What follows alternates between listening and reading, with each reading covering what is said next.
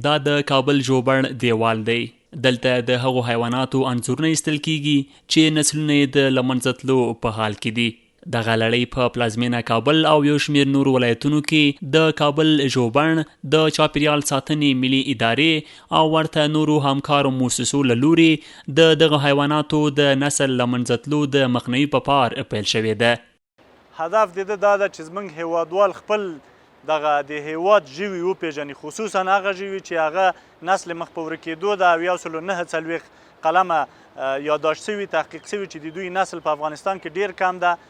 د خلکو پام ورته راګرځوو که دغه ډولونه ویني نو د قاچاق، د ښکار، د وژنې او د دوی د نسل کشۍ مخنیوی وکړي. د کابل ژوبڼ رئیس ښاغلی ثاقب همداراز زیاتوي دا اقدام وروسته تر هغې کوي چې په دې وروستیو کې د منع شوو او وحشي ژوو ښکار او قاچاق ډېر شوی دی. انځورګره فرشته موحد له 2 کلونو د هیواد په مختلفو برخو کې د مختلفو ادارو او مؤسساتو په همکارۍ د خلکو د عامه پوهاوي په برخه کې پر دیوالونو د هغو حیواناتو انځورونه وباسي چې د هغوی نسل د له منځه تلو په حال کې دی.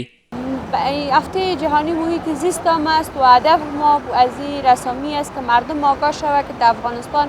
این حیوانات هست و از شکارش، از قاچاقش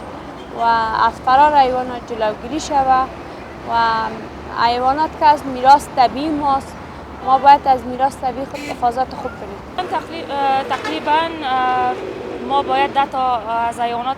نقاشی کنیم و تصمیم داریم که سراسر در دیوار باغوش به طور عموم نقاشی کنیم از 125 حیوانی که رو به از بین رفتن هستن اینا رو ما باید نقاشی.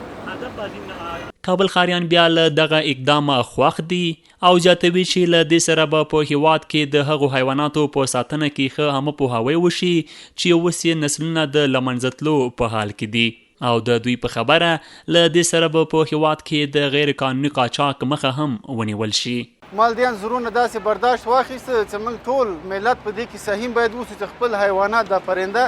ښکار نه کړو او په دې کې دولت هم مکلف ده چې دې نه په جدي توګه باندې هغه وکړي، ساتنه وکړي څو د محیط پې ښایسته ښکاري، د هرې نګاه نه موږ ته مفیده دي.